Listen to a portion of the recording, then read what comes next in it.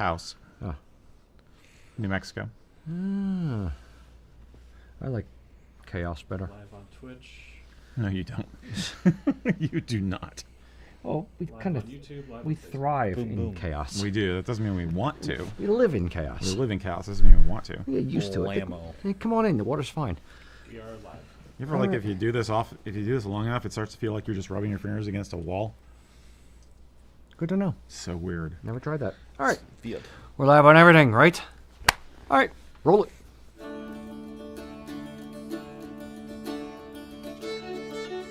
The history of the Gallic lands is one of struggle, punctuated by moments of sheer brilliance. Tartan is Scotland's gift to the world, and it is your personal heritage story. I just realized in the intro, Yeah. I'm not wearing a flat cap. How weird. Interesting. Howdy, boys and girls. Welcome to Kilts and Culture. I'm Rocky. That's Eric. Yo. And today, special treat, Tamdhu 12 year. The dad jokes write themselves with this one. They sure do. Indeed. So, we're trying Tamdhu 12 year. All right. Mr. Mac.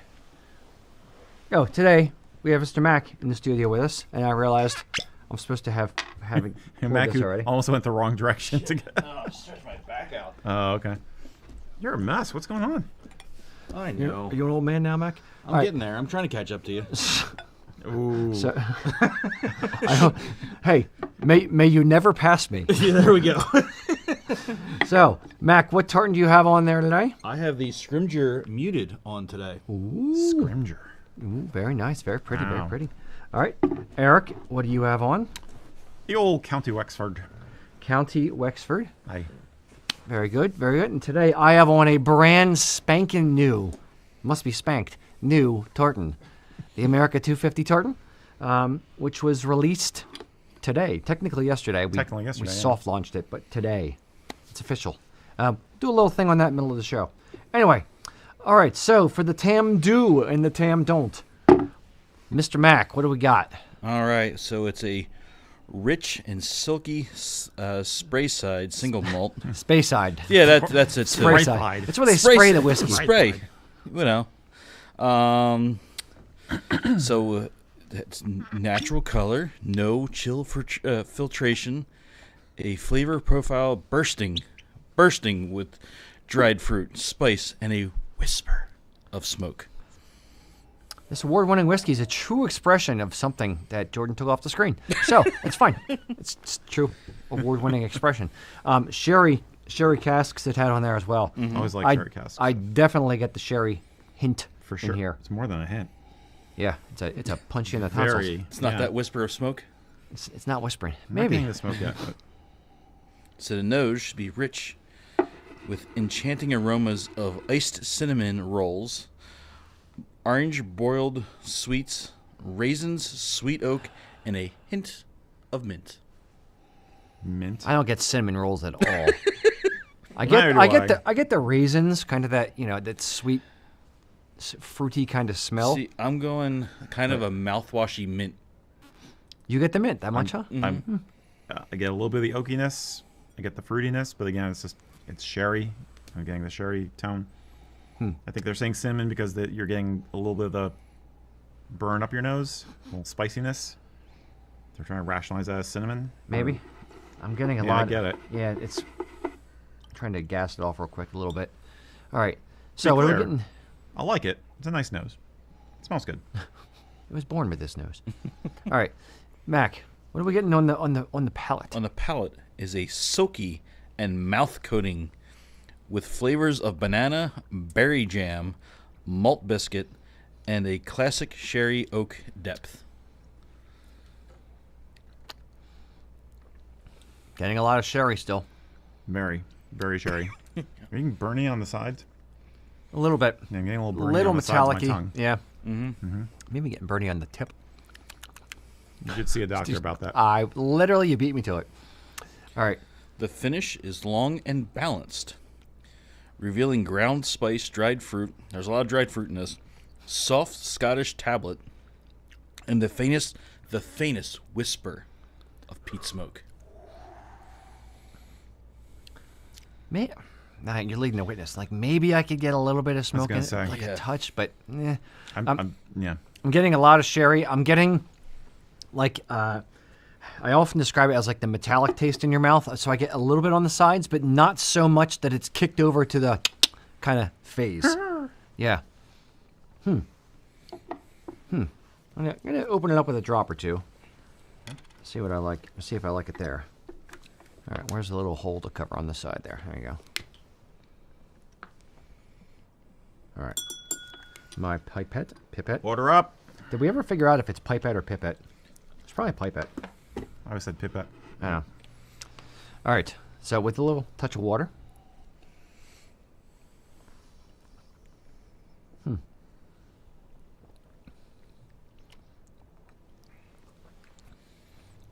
Little touch of water brought down the metallic-y bit on the sides. Definitely brought it down a bit. Let's come back around. Got a little bit more, but I get it further back. yeah, it mellowed it out a tiny bit, just a tiny bit. Oh, Yeah, Yeah, it's not a big gap, like a big change. yeah, it's definitely not very spicy. It's not very like over the top anything aside from sherry. I get a lot of sherry in it. very sherry. A little bit of caramel. I'm getting. Okay. All right, Mac, how are you feeling about it? Rate this puppy 1 to 10. I'm gonna go 4.9. Okay. That low. Okay. Okay. Eric. I'm gonna say 6-7. I actually kind of like this. 6, 7. It's Oh, I had to. This is for all of our younger viewers who are interested in our Scotch opinions. I'm going to show this to Liam later on. 6, 7, dude. Right. No, I mean it's sweet. It's very sherry. I'm enjoying it. It's nice. It's not. Okay. I don't think their flavor profile is distinct as they think, but Yeah. but it's good. I'm going to go 6.3. I don't love it. Definitely think there are much better space sides. Much better space sides, especially for the price. This is like $75. So it's not cheap. It's not real high. You know, it's middle of the road kind of expense. But there are better ones for $75 in my estimation. So, okay. So it's fine. It's fine. Yeah. There you go. All right. That is our rating.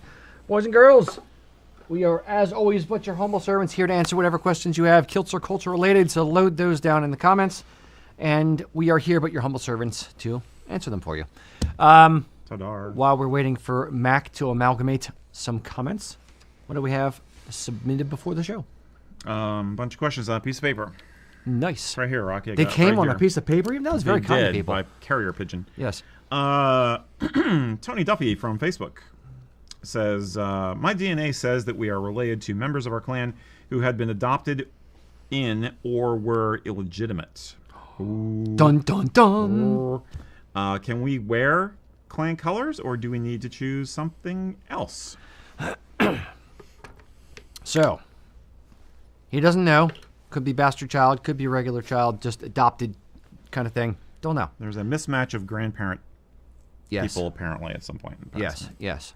The short answer is sure. Where would you like? Broadly speaking, do you have to be blood related to a particular clan to wear a particular clan? No.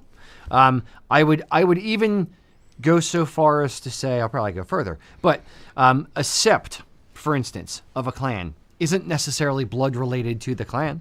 So the fact that you were adopted into the clan, or even if you weren't adopted, it was just, your I'm going to make things up. Your great ex-grandmom had an affair with somebody and, never told great-grandpop, and great-grandfather was born.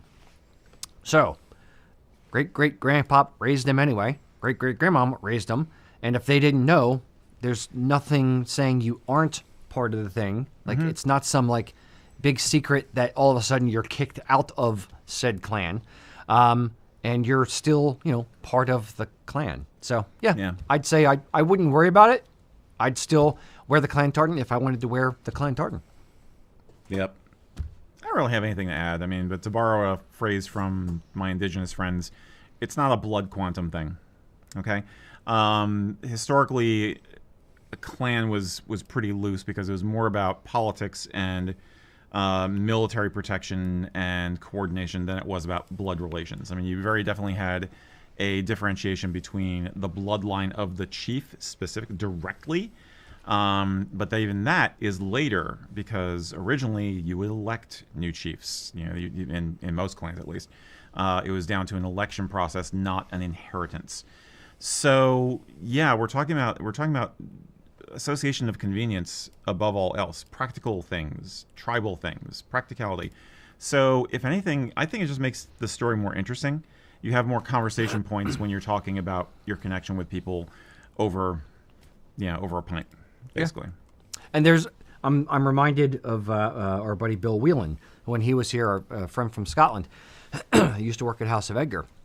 When I was talking to him, he literally said, well, the joke in Scotland is you wear your mother's tartan because you always know who your mother is. You don't necessarily know who your dad is. This is kind of case in point for that. Yeah. So it's still, back in the same family tree. Yeah. And I would even say, especially if it was an adoptive thing, not just an illegitimate child thing, but if it was an adopted thing where let's say your great-great-grandfather knew that there was some infidelity or your great-great-grandma had a child from a previous marriage and da-da-da-da, and your great-great-grandfather adopted your great-grandfather. Great. Then it's adoption. So it's officially within the clan. No, it's not through blood, but it's by choice. And you could actually argue that by your great-great-grandfather saying, no, I'm officially adopting you. I'm inviting you into my family. I'm accepting you legally as well as emotionally. Then great. You are as much a member of the family as anybody else. Yeah. Because it's not just by chance, it's by choice. So there. So it's fine. Yeah. Honestly, they didn't worry as much about illegitimacy in the pre-modern age as they did 19th century and going forward. It's just everybody knew it happened. It just happened. So the bottom line was you need to find somebody to take care of the kid. Okay. If you got that covered, fine. And it's just, again, very pragmatic, practical people. You just rolled with it. I think your point about septs is very important too, because honestly, septs in the modern age become very, and again, I'm talking Victorian period when I'm talking modern age, became very abstract, shall we say. You had clans going out and claiming names for septs because it helped their numbers. So they got better clout in various social ways, various economic ways. So like in the Victorian age, you had all these people claiming like Smith. I was like, no, you can't have all the Smiths. Those Smiths are mine. It's like you have these odd septs, some of which where the names barely appear in Scotland itself. But nope, they're all septs of our clan. They're ours. Can you prove it? Yes, just not today. Yeah, so it's fine. Don't let perfection get in the way of you expressing your heritage. And as a wise man once said, I'm trying to paraphrase myself from the opening, it's your expression of your heritage. So this is now part of your story. The fact that you have this in your own personal family story, then it's just part of the story. So I wouldn't. No one's expression of your family heritage is correct or incorrect. It's yours. It's the way you choose to express it. It's the way you choose to celebrate it. So if you are celebrating it with that particular clan tartan, have at it. If you want to choose a different tartan or a different angle to the story, have at that as well. Yeah, if for some reason you feel weird about it, I would say you could still go with a district tartan or some other options there in other places of your family line. Or you could just add those on just for fun. Again, people get way too caught up in the particulars of this kind of thing. Yep. Washte. Indeed. Cheers. Mr. Mack. All right, so I missed where it came from, the question. I know it's a YouTube, but I was scrolling back to find the name. But it said, hey guys, just want to get in line with my question since I have to run into work. Just had a baby boy in October, so congratulations. Congratulations. Looking for his first kilt, PV or Velcro. PV and Velcro or something more high-end for a keepsake. All Velcro, you can just stick them to the wall. So, PV with Velcro, or a real kilt, a wool kilt I got my answer. for a keepsake. I know what I'd say. Is money a thing? Is money an issue? Because kind of the answer is both. You have like the original first kilt, and then you get another one, or you get yourself a kilt and you make his from this a wool kilt, and you make his from the scraps. So that way you can have a little tiny baby infant kilt. How big a bouncing baby baron you got there? I mean, That's fair. Well, it's I don't know. yeah.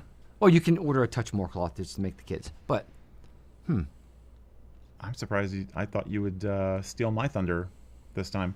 go ahead. My answer would be do the PV and Velcro because diapers and exploding diapers, and invest in a wool piece of tartan that can be a blanket or a decorative, floof in the bassinet when you do photography.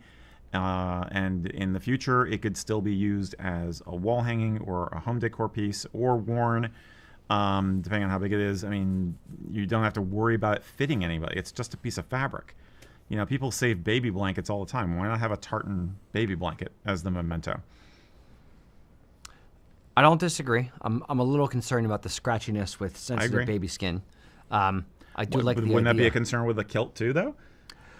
If I'm doing the reason why I started with is money a thing is because what I would do would probably, if I'm independently wealthy, where's my monocle? So if money is not an issue, then I get the wool kilt as the keepsake family passed down. You put the kid in it once. You do the photos and the little basket thing right out of the hospital, or he's from October, he said. But you do that one for the photos first, and then you put them in a PV kilt that's a little bit bigger. So you have to. That one's the more strategic. That one's the one that can be thrown in the wash due to diapers and babies. I just don't know what you do with a miniature kilt. I mean, it's so cute. Okay, put it back in the box. Same. What do you do with baby booties? Now I'm not going to say bronze the wool kilt, but you can. But this is the difference between me and other people. It's like my wife and I never went into the whole commemorative baby booties or getting the shoes bronzed or any of that BS. We just didn't care. So you're saying my bronze baby booties from when I was a little baby? It's fine. They should be melted down and turned into ammunition. Yes. Brass. But yeah. So, yeah, I stand by my recommendation of doing the blanket because you could use it for other occasions too. Okay. Mac is trying to. I was gonna say something you could do with it once, either shadow box it, or depending on where it'll live. Where is that kilt going to live for a while? Meaning, is it going to stay at your parents' house, or is it going to travel with the kid once the kid eventually moves out? Could go on like a stuffed bear or a stuffed animal of some sort that kind of can hang out wherever. I like where your head's at with that, Mac. Yeah. Yeah. Indeed. So wool kilt that you put on a stuffed bear afterwards. Mac and I win. Eric loses. No, because this is a competition. I thought Mac was coming down. Okay. No. I thought Mac was on my side. Just tartan. I wasn't saying which Whose side are you on, Mac? I wasn't saying which one to go with. I'm just saying what to do with it later. Don't fight, Mom and Dad. Anyway, yeah, but I think budget is a factor. I would lean more towards having the tartan cloth, and then because it's more flexible. You said shadow box, but so you meant a kilt in the shadow box. Yeah. I could see the tartan piece as a background for photos, or bronzed booties, if you must.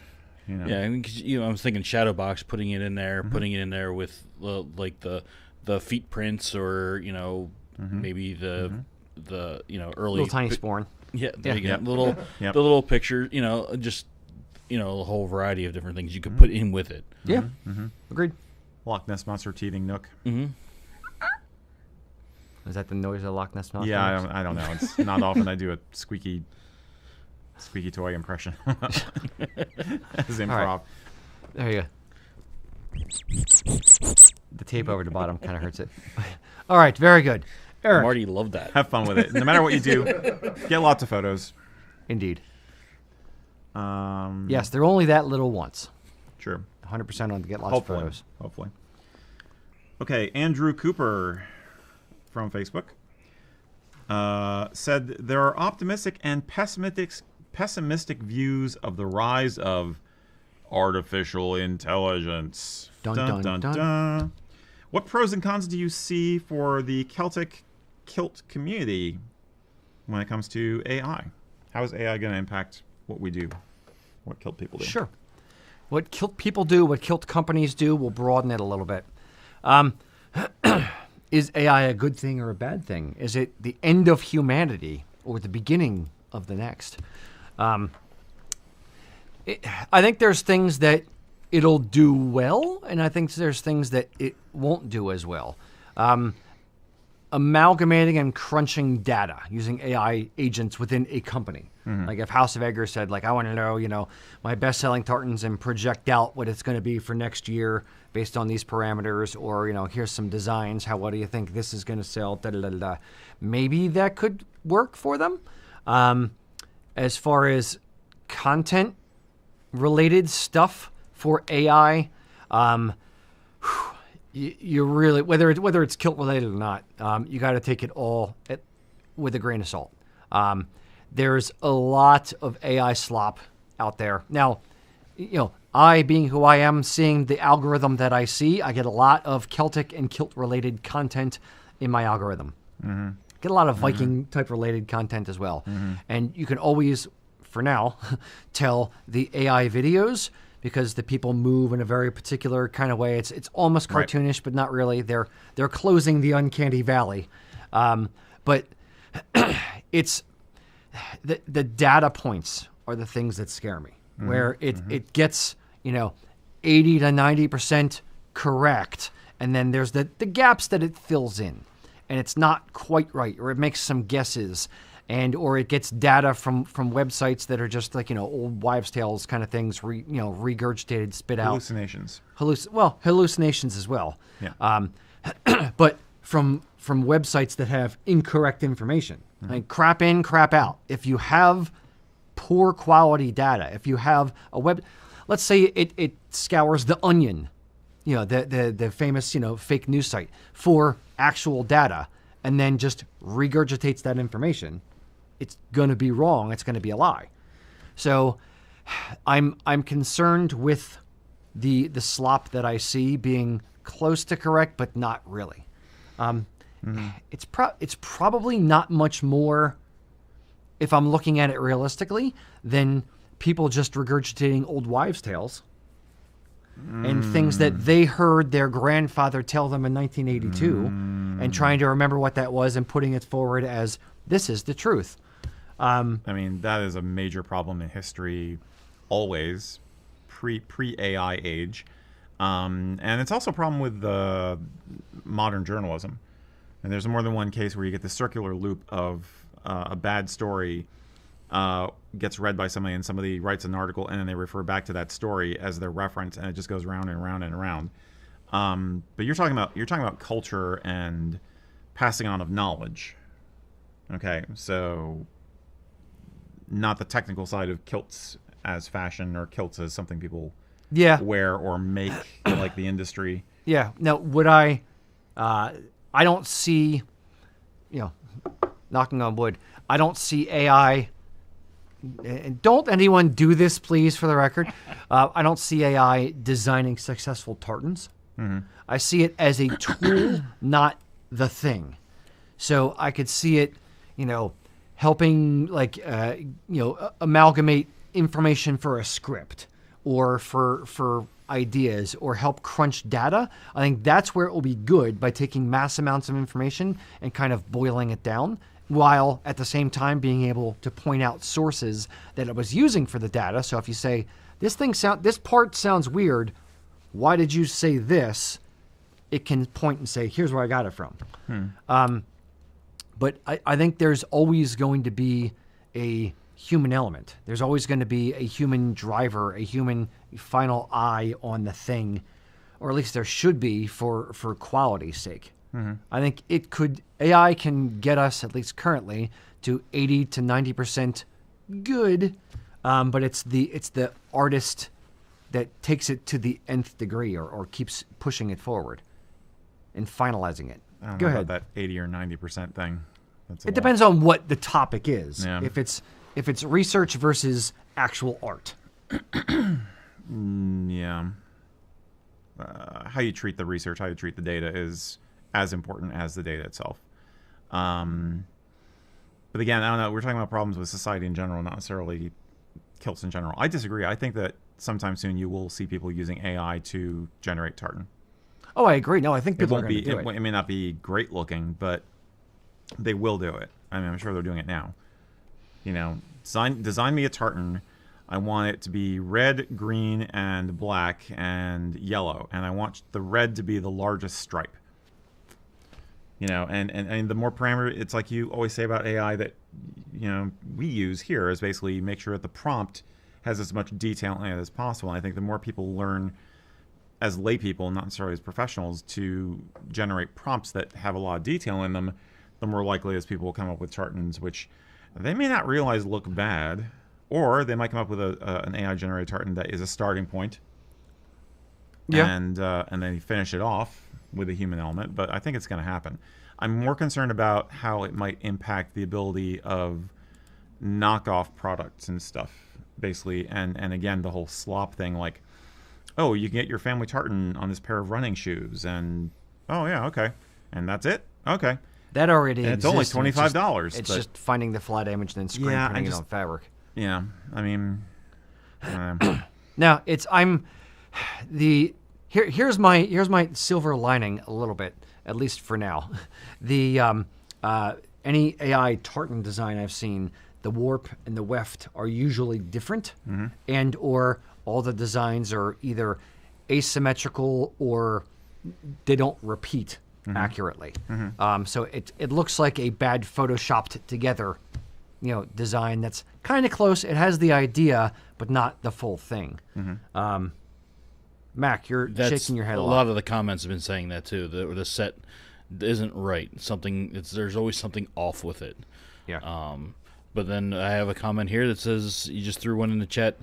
GPT and it changed to a muted palette. It was pretty. He said, but it was pretty generic. But it's so easy to flip through. Again, I think it's a good starting point, especially if you're got tartan block. yeah. At least get you a little thinking maybe outside the box a little bit. Yeah. It is a tool. If you treat it like a tool, then I think we as humans will be able to, you know, fold it into the things that we are doing. It's versus treating it as the final thing. Like I don't want to replace my kilt makers with robots. I don't want to replace my customer service team downstairs. Like, I have real good humans who have actual knowledge of things, and I'd rather use them than an AI bot. Could you use AI bots to, like, you know, what's the status of my order, or where is this package, or is this thing in stock? What are your hours? Sure, those types of questions, as long as there is a human ready to answer the actual tough questions. That would be my thought. Real tough questions like, will my wife let me buy this? How do you lie to your wife? Now, it could give you a it script. could give you suggestions on that. Yeah. But yeah, I think, I don't know. I can see a new segment of the market where everything is printed on polyester. It already exists. I know, but it's going to be faster and easier to do. The whole point of that they talk about with AI is that, oh, it took us so much time and so many hours and effort to do this before, and now you just push a button. So, I mean, who's to say you can't just have print-on-demand kilts, you know, and tartan? Those things already exist. Or what about automatic weaving?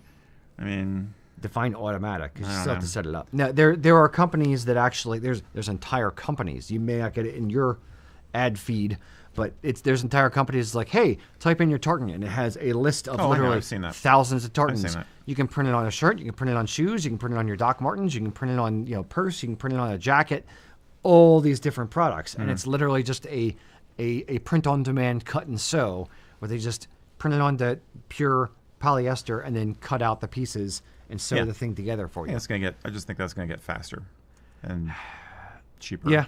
It's I do think that the effect on the knowledge base is probably the much more important thing, is the hearsay or hallucinations or anecdotes randomly recorded that get turned into facts and big news stories and everything. I think that's really the issue. Incorrect history. And the answer to that is still the same that it always has been, which is basically read a book. Don't get your information off of computers, or ideally. Yeah. Or it's what concerns me would be is if for the history angle, if AI is reading the existing things that are out there. Again, back to my Onion as a good example. Back to the Onion website. It reads incorrect historical data and then bases a new article that it's written off of that data plus other things. So 10% of the article, I'm making up a number, 10% of the article is wrong. And then a bunch of other chatbots write a bunch of other articles with quoting that same exact thing. Right. And it eventually proliferates. And that's the journalism issue that I've been talking about. Except that until now it's been people making those mistakes and not checking their sources, whereas now it's going to be, LLMs doing it. Yeah. So, I don't know. Hell in a handbasket, boys and girls. Hell in a handbasket. No. Let's end this on a positive note somehow. It's all going to be fine. We'll die before it hurts us. I don't know. We got someone predicting it'll last only you say a decade and it'll be gone. Oh well, no. there's the bubble people. Less than a decade, it'll be gone. I don't think it'll never be gone. It'll evolve. It'll never be gone. The genie's out of the bottle. It's Pandora's box is open. I don't think it'll ever be gone. It's going to change the way that companies crunch data. I think is really the tool that they can capitalize on. Actually, capitalize as in make money off of is through companies. There'll be robots to do simple tasks around the house and stuff as well, personal butler kind of thing. Yeah, I don't know. I think it'll stay around.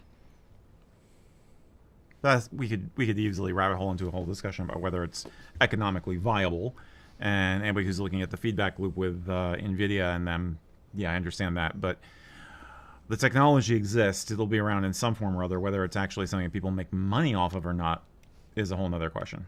So, and how much it's destroying the environment is a whole other question. And humanity. Yeah. But thank God we ended that on a positive note. All right, Mac, why don't you ask me a real depressing question that we can, You want to just keep going down that? No. We have... just cut the brakes. Let's go. There are going to be robots someday. I'm just like, what is my genealogy? I mean... I am descended from clan IBM. There's from Max Headroom. We do have one guy saying here, not a fan of the idea of a rocky robot designing tartans. Not as long as I'm here, boys and girls. Now, I am going to Walt Disney my brain and just put it in a robot later on, but it'll still be me doing it then. That's fine. And Exactly. Terry Walker said in 2 years we're going to have AI videos of Mac in a thong.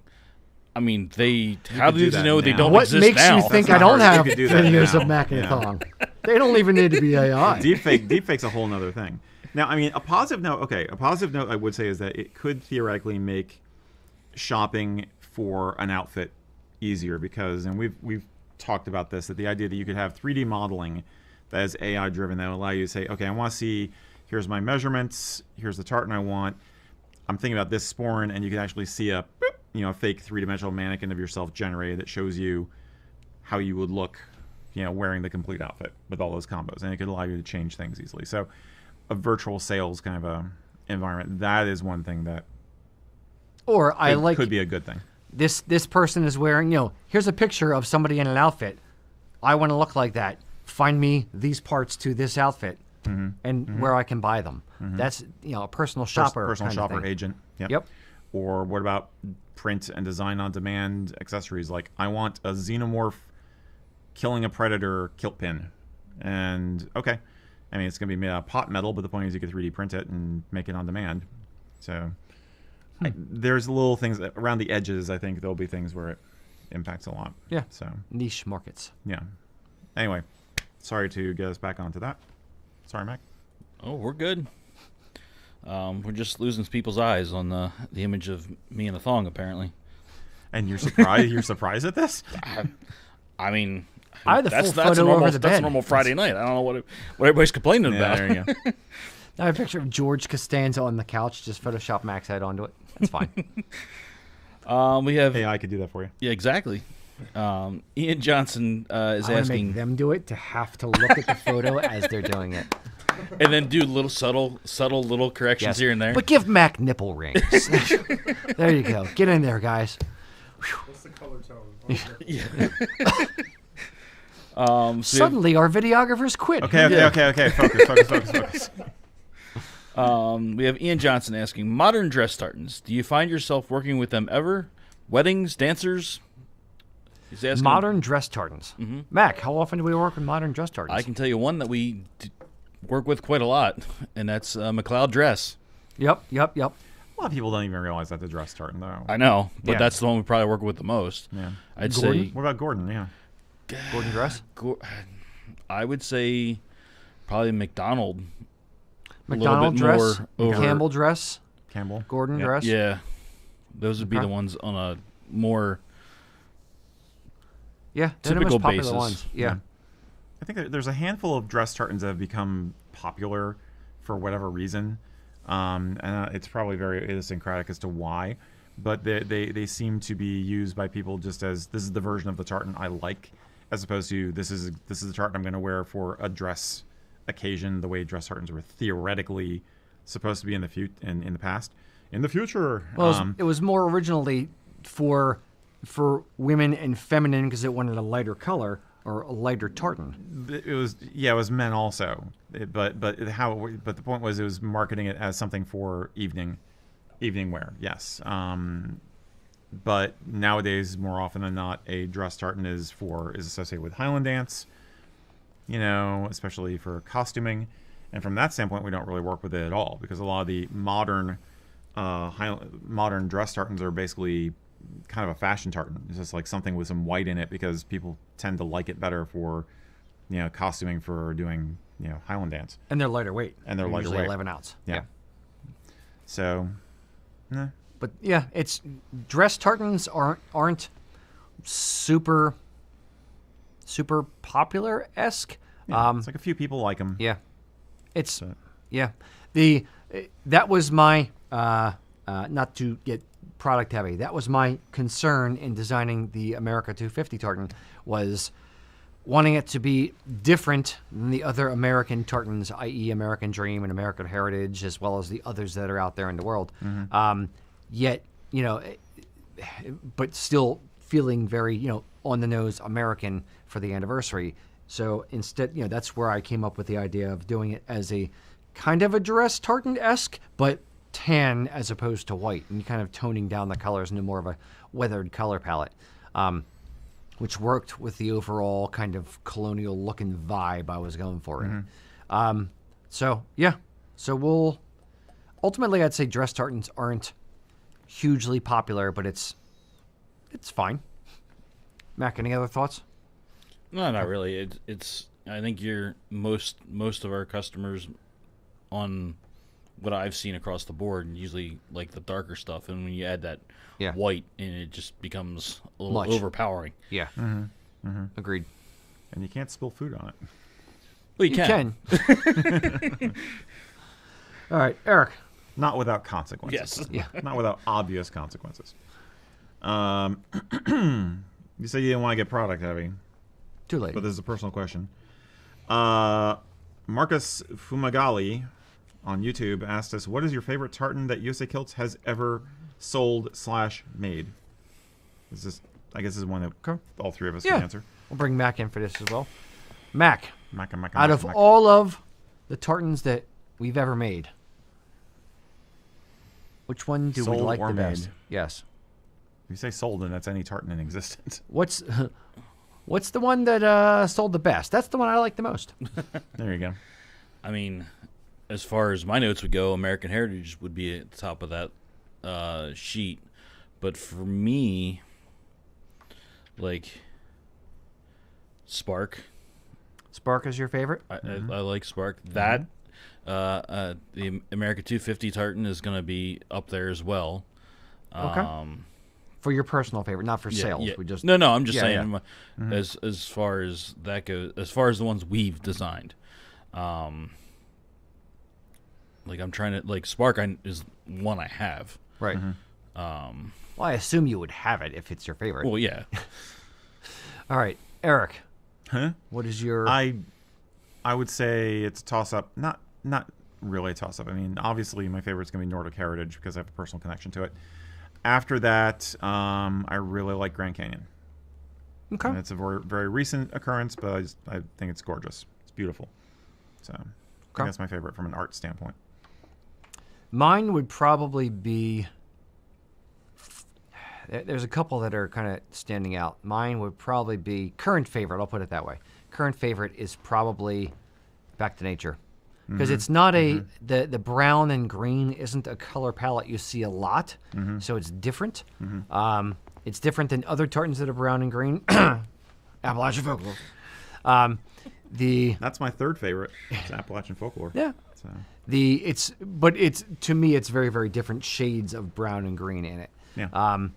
So yeah, I'd probably say that one. I do like the Nordic Heritage as well. I like that pale blue and gray, that kind of cool color palette. The Back to Nature is a very nice warm color palette.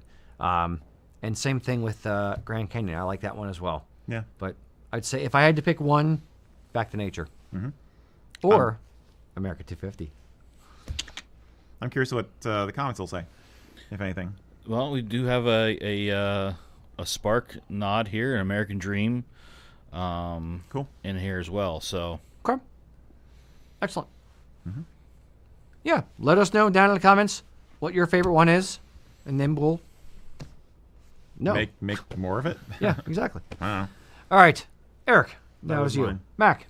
so we have Stray Cat Again. 1674. I don't know if we have more than one Stray Cat. There usually There's is a lot more of than strays. Yeah. We need to get them neutered. Is asking what would be the ideal Sporran for something like a funeral. We're going to make a hard turn now. What? Ideal Sporran for a funeral. Yeah, something this going on classy the or body something a or little on bit the- more subdued. I'm assuming attending. I mean, in both cases, you would be attending. It's just a matter of It's my choice or not. Yeah. Whether you get to enjoy the buffet or not afterwards. All right, I'm going to tell you a quick funeral story. Oh no! Grab a carpet square. Please tell me it's a funny one. Yes. Good. There was a pipe band who there's going to be a lot of redactions in this, unlike the There Epstein was a files. pipe band. So there was a pipe band who told us they needed a horsehair Sporran from a very particular Sporran maker that we don't normally use. And I said to them, look, we don't use that company anymore. We've had issues with that company. We've had issues with the product. I can get it, but I really don't want to. This is our new Sporran maker. This is where I would order it from. And they said, no, that company has the best horsehair Sporrans. I need it from that company. And I said, okay, I will order it. But if anything is wrong with it, you bought it. It's I'm just ordering this for you. That's it. And they said, not a problem. That's what we want. So I gave them exactly what they wanted. And the Sporran arrived, and pipe band came in to collect it, and we took it out of the box, and the cantle was on squint. It was just a few degrees off of top dead center. And we were looking at it together, and he's just like, yeah, I should have listened to you. And I said, I understood. So they took the Sporran, and it bothered them so much that a month later, one of the pipe band members died and was going to be buried in his full outfit. So they took his horsehair Sporran and buried the one with the squint cantle with the dead guy just to get it out of the pipe band's closet. So, yes. So that's my amusing Sporran story. You bury your Sporran with your old kit with the guy who's dead. See, now I'm imagining he's haunting their practice site In a squint cantle. It was like he wanting his Sporran back, You know, and there's like 30 Sporran sitting in the closet, and it's like, that's not it, and that's not it, and that's not it. And just, every night he's there playing something. He's playing a P-Brock out of tune, you know, like. All right, so. Seriously, though. Okay, so. To the question at hand. Most tasteful Sporran for a funeral. Okay. If I was going to a funeral, and I was going to wear a kilt, and I generally, if I'm going to a funeral, if the person knew me as someone who wore kilts, or if it was someone that I knew wore kilts, then I would wear a kilt to the funeral. I'd wear a Sporran that's appropriate for the outfit. So if I'm wearing a tweed jacket and vest, I'd probably have on a hunting Sporran or a day Sporran or something like that. I can't see getting like gussied up like Argyle or Prince Charlie with a dress Sporran or something like that. It would feel weird. It's too blingy. I think for most funerals, you're looking at what we'd usually call smart day wear. Black leather instead of brown might be the only thing to consider. But I've seen it wasn't a funeral, it was a viewing, but the last thing like that I went to, I did go kilted. And I think I was wearing a hunting Sporran. I think it was a hunting Sporran. And, That's what I would do. You know, and darker colors, but not black like evening dress. You know, so I think you are standing out, unless it's like, again, like a pipe band or a bunch of your Celtic friends and family or something, and other people are in kilts. The fact that you're in a kilt kind of, my experience at least, my impression is that people don't see it as disrespectful. They actually see it as you've done that honor thing, you know, because this is the sacred dress of your ancestors and you're wearing your national dress to honor the person who has passed away. And they're not going to worry about the details so much. They have bigger things to worry about at a funeral. Yeah. I mean, I would leave the squeak toy at home. I would leave the Chewbacca head novelty Sporran at home. No whoopee cushions. No whoopee cushions, unless he was a clown, you know. But yeah, I mean, just I wouldn't bling out. I would consider it subdued, smart day wear, maybe an Argyle jacket, you know. But and I'm talking about the whole outfit as opposed to just the Sporran. Agreed. Yes. Now, let me express my condolences, Stray Cat, if you are actually considering this because you have a funeral to attend. My sympathies. Yeah. But yeah, keep it simple, stupid. What? Kiss roll. I know. I'm not calling him stupid. I'm sorry for your loss, stupid. In fairness, I did also say that we were going to spay him and neuter him. Yeah. For the question, but didn't know that then. Okay. Stray Cat. Oh, that guy is like, my wife died. Yes. Yeah. Indeed. All right. Which one? We'll ask the next one, and whatever the one is with the question of the day at the end. I forget which one it was. What? I think the question. The question that we flip into the question of the day. Right. Okay. Well, that would be this one. Okay. There you go. I'm so happy I asked. Maybe we should get AI to do this. Matt Horn. Just the co-chair. Oh, okay. That's a great idea. Super. Let me help you with that. Matt Horn from Facebook wrote, with the seeming success / popularity of Wilson's of Bannockburn recreation tartans, i.e. like the MacDonald 1820, the Culloden 1746, Stuart Old Weathered, Wilson's of Bannockburn, and such or such, why have none of the mills released a whole collection of Williams of Bannockburn color palette? Wilson's palette. They tend to look more visually pleasing to my eyes anyway, and the mills could easily lean into the historical aspect for the sales pitch, same as with the Grant 1714, Glen Affric, as well as the rest of the Genesis collection that House of Edgar did. So he says, I want more Wilsons. So yeah, for those of you who are less advanced on the Tartan nerddom scale, I guess we should let people know what we're talking about. So Wilson's of Bannockburn was a mill. No longer exist, but they were a mill back from the 1700s forward, and I think they went out around the early 1900s, and they were the biggest mill by far. They're, and competitors came in, but it was very much a cottage industry, and then Wilson's kind of emerged as the big one. Yeah. If they had standard colors, it was a essentially modern color palette or similar to modern color palette, meaning like scarlet red, navy blue, a bold yellow. But for green, they would use like a muted kind of olive green color. And that was the Wilson's Bannockburn kind of, I won't say signature colors, but close. So there have been some attempts to recreate Wilson's colors from different mills. And, as the question alluded, there's the Grant 1714 that Loch Heron did sort of recently. Yep. House of Edgar did a Wilson's Bannockburn tartan in their, the Lost Tartan in their, The Lost Tartan. in their Yep. Genesis collection. Now, that one didn't have any green. That's a miss from my point. But and then there's like Strathmore has Grant. They do Stuart Old. They do, what was the other ones that Strathmore did in the Wilson's colors? Lochaber, I think. Stuart Old.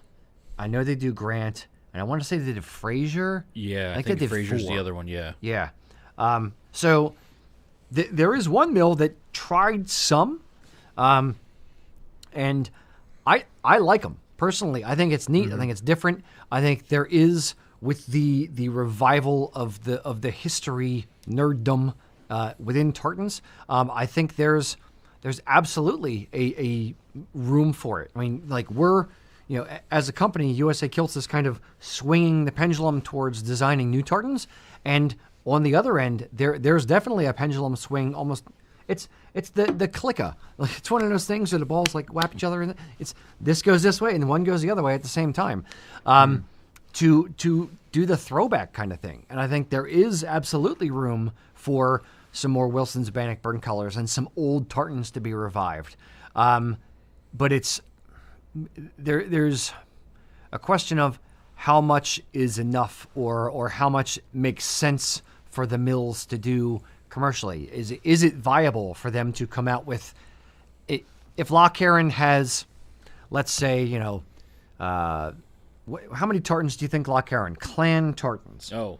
So not saying ancient, modern, muted, weathered, but just in straight general. clan tartans.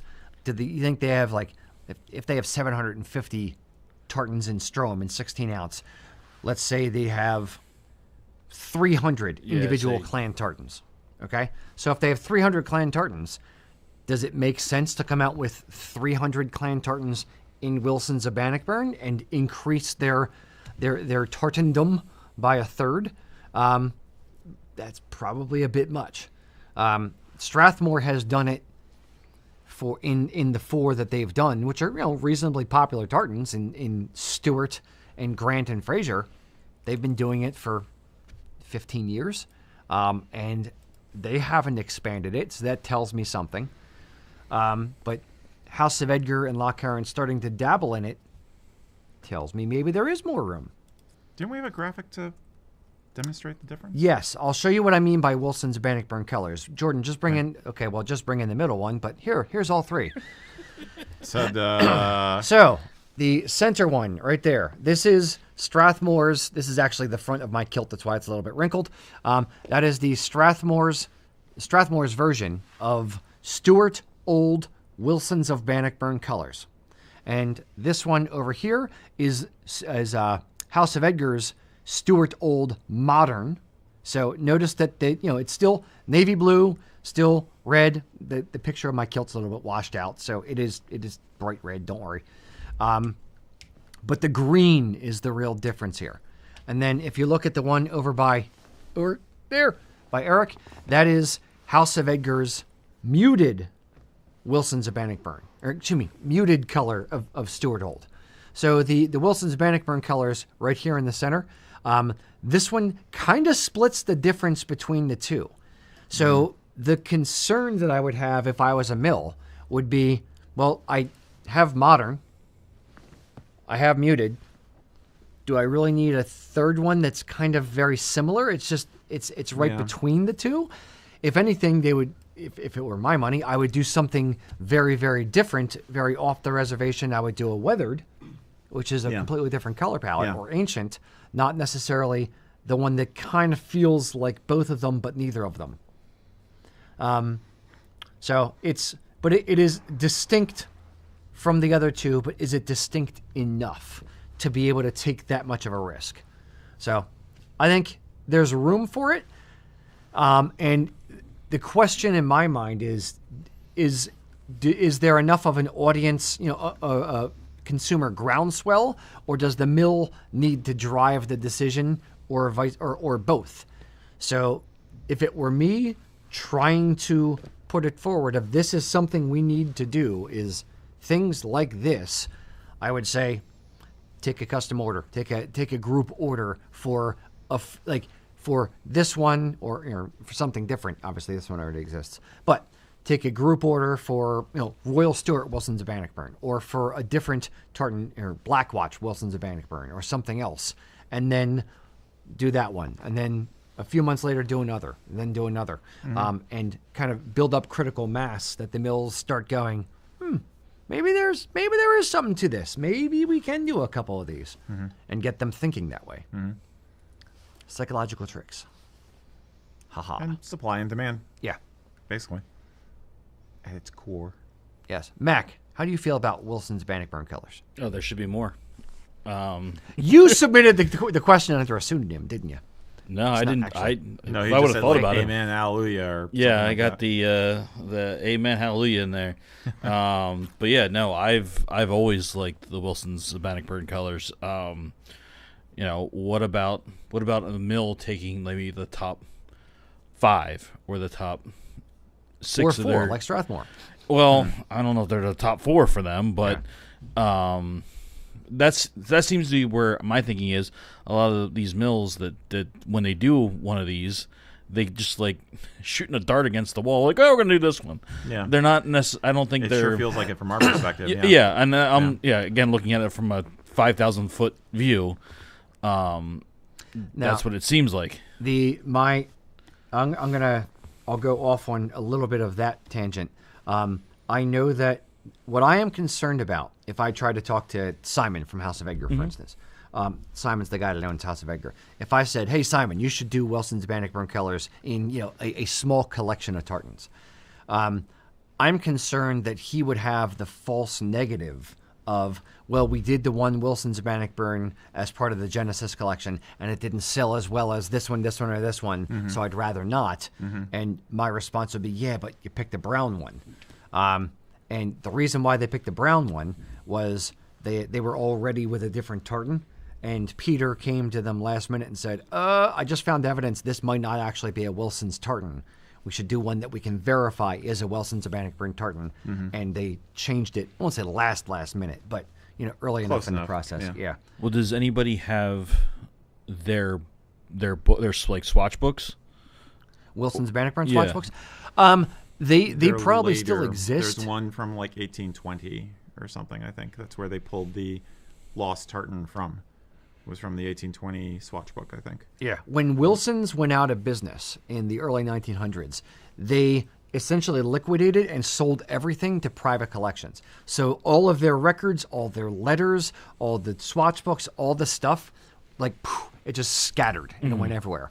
So it went into private collector hands. So it's not, I don't know if there are... The accessibility of it may not the be there. accessibility of any particular swatch So book. it'd be curious to know like what they were, like what was their top 5 at the time or top 10 at the time to see how much it has changed between then and now. I'm sure there's going to be maybe one or two that are the same, but Yeah. the others there may be greater differences. Blackwatch.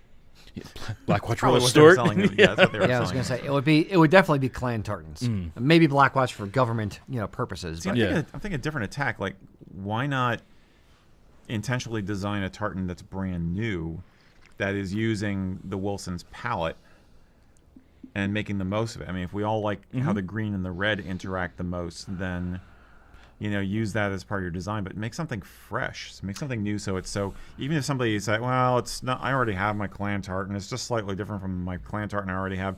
No, this is new. This is something that's fun and fresh. I mean, I did I mocked up a Kilts and Culture tartan. Max nodding his head. Yeah. I mocked up Kilts and Culture in Wilson's Bannockburn colors. I'll give you guys the file to put in here somewhere. Now, I felt like when I did it, I'm like, it feels weird, a little bit off. I don't know. I wasn't quite too sure on it, but it was Wilson's colors. So now maybe that has to become the question of the day: is how did I feel about that one, which we'll put in after the fact. Would they do Kilts? Would you guys do? Well, we don't have the photo now, so I can't tell. It's like, how are you going to show them what it looks like? Time travel. It's fine. It's worth following up on, though, I think, because... But the other thing, when you designed K&C, you designed it with a weathered palette in mind. You weren't expecting to branch out with it, so you geared it that direction. It felt weird because it wasn't the thing that I knew, which is what I think what it boils down to. Because when I'm designing a tartan, I'm thinking of that tartan for that tartan's sake and not color shifts on the tartan. So, yeah. I would pick something commemorative, like if you had, like, I don't know, something like the Prince Regent's, the King's visit to Edinburgh. Some historical event that is cool, and you design a tartan with some symbolism for the event built in, and you do it in Wilson's colors. So you get a double whammy of the interest level. You know what I mean? Now you got me wanting to design that tartan.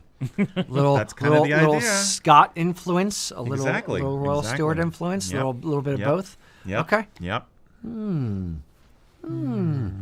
Copyright, no one do it. Okay. You could also do Scott recovering the crown jewels of Scotland. Oh, okay. Okay. Anything that happened during his lifetime, you could do. Probably find some in Wilson's cool, colors. You could do it in Wilson's colors. It could be fun. Interesting. Now, the question of the day is, what tartan would you like to see woven in Wilson's Bannockburn colors? Let me know in the comments what if you had one. Could be clan tartan, could be other. Although I don't know if how many others are really going to work in Wilson's colors. But let me know if you had a particular tartan you would love to see in Wilson's colors. Put it in the comments, and we'll revisit this end of the show. Mac is going to keep tally back there like a freaking accountant. He's going to get the hat on. Little visor, the little armbands. Yeah, armbands. Yes. We just I want have the AI armbands. do it. We don't need Mac to do it. Tartan armbands in Wilson's colors. Okay. All right. Very good. Now we are at the halfway point of the show. I would love to know. Is there a new tartan not in Wilson's colors? Is there a new tartan that maybe one of us have on that we would like to learn about the rationale why it came out? If only we had a video. Maybe we do. 250 years. A remarkable stretch of road, full of triumphs, challenges, and moments that changed the world. As we imagined a tartan to honor America's semi-quincentennial, we reflected on the moments and the people that define us. We are a nation built by those who believe tomorrow can be better than today. Our founding fathers penned the opening chapter, just a sliver in our long story, yet it laid the groundwork for everything we've become. But the real depth of America comes from the generations that followed. We built roads, rails, and bridges that turned distance into possibility. We watched the Wright brothers and the Apollo missions turn gravity into a mere suggestion. We produced icons and leaders who saw injustice and fought for the rights of every American. Our music has echoed across the globe, and our art has invited new ways of interpreting the human experience. Our innovators reimagined communication, medicine, manufacturing, and even the digital world. Our inventions didn't just change American life, they shaped the modern age. America's journey hasn't been perfect. No nation's ever is. But even through hardship and division, there's always been a steady belief that we can keep striving, improving, and building something better. The America 250 tartan is our way of telling that story. Two shades of red reflect the courage and determination woven through our history, not just on battlefields, but in breakthroughs, sacrifices, and the collective will to push forward. 3 shades of blue mark our curiosity and growth, from wagon trains to rocket ships, from artists to inventors. The spirit of exploration, discovery, and innovation are ingrained in our DNA. And parchment white, not bright or polished. It speaks to the long way we've come, the trials that we've endured, and the resilience that carries us through. This weathered color palette is a reminder that America's story isn't a simple one. Our legacy has been shaped by 250 years of hard work, sacrifice, and lessons learned. Every scar, every victory, every defeat has made us who we are. This tartan isn't simply the colors of our flag, it's the stories behind them.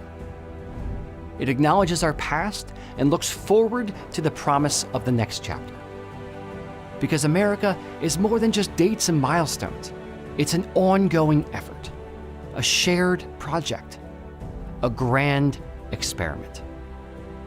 And as we look to the next 250 years, we strive for what this country can become when we work together to uphold our founding ideals of freedom, liberty, and justice for all.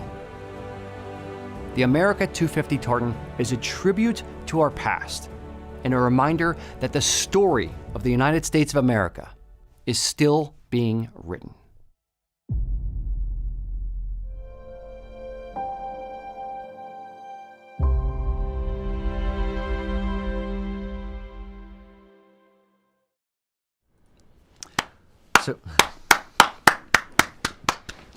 So that is our America 250 tartan. That is our celebration of the 250th anniversary of this country in tartan form. Ta-da. So, indeed. This one was, it was a little bit difficult for us. Because a little? I'm being slightly undershooting it there. It was one of those where I didn't want to just do another version of American Dream or of EPU or that kind of thing. Right. So right. we had to go a little bit different, a little bit off the reservation, so to speak. And the amount of white, I wanted to have something, a dress tartan in the collection somewhere without it really being a dress tartan. Yeah. So this was kind of our compromise on that. I think there's this inherent restriction or assumption that an American tartan has to be red, white, and blue also. And I remember we went through a phase of thinking, like, could we introduce other colors? Are there other things you could do that would still have the right vibe for this? And the answer is no. It has to be red, white, and blue. It just has to. Could it be, could it look like fireworks? Could it look like this or that? Right. You put in a nature element or somehow, or, Yeah. There are some of the tartans that are part of this collection are very abstract ideas, or they're things that, that like spark or blue collar for American workers and things like that. It's there you can incorporate and you can work in a bunch of different colors, but there are others like Grand Canyon that it's like, nope, it should look like the Grand Canyon and remind you of the Grand Canyon. Right. That Pacific one Northwest does. should look like. Yeah. So for this one, it was one of those that was like, if we do add different colors in, or add, make it look like fireworks and like, hey, it's a celebration and that's why we did the thing like this. I think there was going to be, our fear was there was going to be pushback on, that doesn't scream 250 years of America to me. So it was one of those where we kind of had to be on the nose for this one specifically. So And I think our country, the culture of our nation is usually typecast as being very exuberant, very young in attitude, very a little bit devil may care, and definitely just a little bit in your face, and confident stuff. So I think the other thing about this with the anniversary and with the tartan as you did it is that there is actually a level of wisdom that has built up in this country. We have, like the script says, and like the founding fathers said, it was an experiment. It is an ongoing experiment, and we've experienced things in the history of this country which haven't happened other places, not exactly the same. So there is definitely something to be gained from the story of the United States that is unique in the world. And I think that's, expressing that wisdom, that maturity. You don't necessarily think of the United States as mature. You think of some place that's 1,000 years old as mature. But no, I mean, maybe not quantity of time, but quality of time. We've been through a lot. And I think we have, we are a mature people in a lot of ways that people don't give us credit for. Does that make sense? Yes, we're also very immature as far as people, but yeah, but I mean, it's a little bit of both. I don't know. But it's, the weathering is, the that's weather my point. effect. That's the point of the is what you're weathering getting effect. at. That's what I'm getting at, basically. Yeah, it's knowledge, it's experience. It's not all sunshine and roses. It's not bright, bold, shiny and new. We've seen some stuff. We've been through it. So it's. I didn't want it to be a bold red, white, and blue kind of design. I wanted it to have a kind of lived-in, beaten down, but still coming out the other side effect to it. So hopefully that comes through in the design. Mr. Mack. So we got some of the comments are saying it actually looks very colonial. Yep. Is that Casey? No, it's actually not Casey, but I mean that was one thing when in the early stages of this, like that several of us in production were like, we want more of that Americana, more of that dirty look to it. Yep. Tea-stained flag look. Yeah. Yeah. We do have a question: is why are we releasing this one so early? The 250th anniversary of the U.S. obviously is in July of 2026, but we wanted people to actually have it for the anniversary. So that's why we released this one on January 1st, 2nd, was because we wanted people to be able to order it and get it in time for the events and not order it on July 1st and get it in, September and be like, oh, great, the year's almost over now.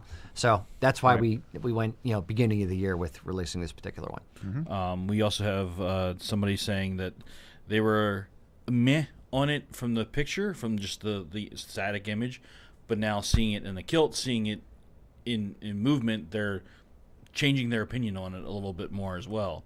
And then we also have a question on what tweed jacket do you think would go best with that? That's a good question. First, I let me address the first part of that. I had the same concern when I designed it, knowing that it was going to be lighter and have some white-esque, some putty in it. I was very concerned when I pushed the go button with House of Edgar. It was kind of one of those like, oh, please don't let this suck. Please don't let this suck. And when it came in, I literally, Mac, you were there. I was just like, that's a lot better than I thought it was going to be. So, and and I'll put it this way for those of us or those who actually watch the show, I got an 8-yarder in it, not a 5-yarder. So, and just so everyone can, right there. yes, it is my own vote of confidence because I actually do genuinely like this one. I am going to stand up and show you the back of it. You won't hear me on the mic, but you get to see the pleats. So, that one. There are. So, mine obviously Whoop, is whoop. pleated to set, and yeah, I think it was Hamilton who said, whoop whoop. whoop, whoop, whoop. Yes, where my dogs at? Whoop whoop.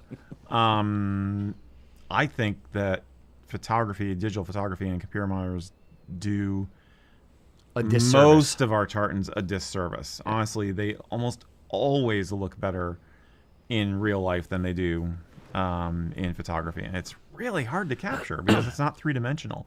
And the way the colors play, just because of the three-dimensionality of thread, makes And a light huge reflecting and light reflecting versus- on it makes a huge difference. So yeah, I've had more than one that we've gotten in. I was like, oh wow, okay, and then we take photos of it and try to match it, and then Marty gets ready to blow his brains out, and just like, and it's a challenge. It is a challenge. Order a swatch of anything you want from us just to be on the safe side. Always recommend that. So the tweed question. And Mac, this is sorry. when we are cutting swatches, I'm 98% positive, but I'm saying it on camera as well. When we are cutting swatches, specifically of this one, make sure that we give them a full range. Yep. Yeah, a We're full trying range to so do- they can yeah. see all the colors. We're trying and to do see that on all of them. how they play together. Yeah, we normally do, but I just wanted to be very specific about this one because of the putty kind of Yes. shades in Yep. there. Putty, putty, So, putty. Tweed to wear with this. I would probably no. No, actually, Yeah. it's too greenish. Yeah. compared to that. Yeah. It makes the putty look too yellow. Yeah. If you wear a gray with it, I would honestly probably do. I'd probably do Loman blue or something like if there's a neutral, lighter blue that doesn't have like no green flecks in it. I'd go with a brown tweed. Brown would be good. Your Yeah. brown Yeah. leathers look fantastic with it. Yeah. I would lean into that. Yeah. That'll tone the parchment down a little bit and make it more Yeah. tan. Yeah. Yeah. It could brighten it a bit though. Yeah. Would be my only I think a concern. tannish brown with maybe some yellow flecks in it. I don't mean, know. the red. If you went with something red, that would be a little harder. I was thinking that too, That'd like be the, much. like the Loganberry or something. But I the- think the you'd almost, cranberry. if you did it as a vest or as a waistcoat, and did a Loman blue jacket, Yeah. kind of mix. Okay, Uncle Sam. I'm I'm- the tone. I get it. It comes with a free Captain America shield while you're at it. Captain America kilt pin, shield kilt pins are gonna go. Kilt belt they're gonna buckle. Sell off the shelves this year. Yeah. Yeah, I would probably do Loman blue. Yeah. Maybe a gray could work okay. Not this gray for sure. Or but charcoal, like a dark. Yeah. charcoal goes with anything. Yeah. Yeah. I'm looking at the no one over color. your shoulder there, the gray. Yeah, Yeah. the Braemar Yeah. or whatever. No, yeah, gray Braemar. Okay. Yeah, gray Braemar. All right. So that's that. Any other thoughts or comments on it? Anyone say like, "Oh my God, it's horrible. What are they doing?" No, I haven't seen that. Somebody did say they still like American Dream and EPU more than that one. Fair. But for the most part, it's been very, very positive comments. Yeah. It's the big difference I will say between this and American Dream. American Dream feels very muted when you look at it. kinda And then dual-toning. you put it next to this and it looks a lot more modern. It's a lot brighter American Dream is than Yeah. this. This definitely has a nice muted weathered kind of Now, would you Palette. wear? no. Shut your mouth. No. You knew where David Barr was going to go with Yes. this. Would you wear an American Dream vest and jacket with the A250 kilt? No. There's a special place in Hades for people like David Barr doing that. Now what's that painting of the fife and drum and the flag, the Spirit of 76. Spirit of maybe? 76 painting? You do that and have one person in EPU, one person in American Dream, and one person in this. Okay. Just That's what I wanna do. You and Mac, yeah, it's fine. Yeah, I'm but down. EPU is a lot lighter. It is. And the red is more of a rust than Yeah. than It's that the same maroon. blue. It's the same blue in the EPU. Yeah. Well, there's a lighter blue in there too? That's lighter than that one. Yeah, it's 2 shades of blue. Yeah. 2 main shades. We were of blue. trying to get yeah. EPU to feel more like the Continental Army uniform. Yeah. So, but Interesting. Okay. All right. Enough of this banter. Mac, give me a question from out there on the interwebs. All right, we have Janet asking, can marled yarn be used in a weathered or ancient kilt? And then she's also asking, what's the difference between a weathered and an ancient kilt? Sure. Marled yarn, could it be used? Sure. Weathered, let me back up half a step. So weathered, ancient, modern, and muted are just color palettes. It's like a Jeep Wrangler in blue versus a Jeep Wrangler in green versus a Jeep Wrangler in red. They are all Jeep Wranglers, but it's just a shift on the color. So what's the difference between ancient and weathered? Ancient is lighter colors. So instead of red, scarlet red of a modern, it looks like it's, kind of old, like it's old dye, like plant dyes that have kind of aged. So it's kind of faded to an orange, Right. or a dark blue that's kind of faded to a lighter blue, or a dark green that's faded to a lighter green. When you're looking at a weathered color palette, it's supposed to look like it's literally been, pulled out of a peat bog or laid out for, 100 years out in nature kind of thing. So the green turns to a brown kind of color. The navy blue turns to like a gray, kind of gunmetal gray color. So it's both, all of these things are inventions of mills. It's basically, there was a Wilson's Bannockburn color palette that was kind of standardized. Colors were kind of standardized through about the mid 1920s, 19-teens. And then One mill got the idea of, hey, what if we did an ancient color palette and made lighter colors for people who want something that's a little bit lighter as opposed to dark. And so black watch, but lighter green and lighter blue. And then they kind of said, okay, well, now we'll call these ancient to look like old plant dyes. And we'll call the other ones modern to mimic modern alkaline dyes. Mm-hmm. And then in the 1950s, a mill named DC Dalgleish said, well, we have this piece, this is a marketing story. It's not actually true, but we have this piece of cloth that we pulled out of a bog, and look, we've recreated the colors just so, and we're going to call them reproduction colors, which they copyrighted so other mills use the term weathered to mean reproduction. So it's basically just the mills playing with the colors of the tartan, making it lighter or darker or whatever to give you a different effect and to be able to sell something different to the consumers, offer different products. Because not everyone wants navy blue. Some people may want lighter blue. Now, marled yarns are something kind of a little bit newer, a little bit different as far as tartans go. So yes, you could introduce a marled color of blue or a marled color of green or a marled color gray into a weathered color palette if you like. It wouldn't change the design if it's still green. So if it's still gray. So if you have Stuart Old Weathered and you change the gray out for a marled gray, it's still Stuart Old Weathered, just with a marled gray. Or if you had Black Watch and you changed out the green for a marled green, it's still Black Watch with a marled green. So it's not effectively changing the what the tartan is, because it still visibly looks like Black Watch. You're just tweaking small details to make it a variant, a color variant, a marled variant of Black Watch. But should you? Just because you can do a thing doesn't mean you should.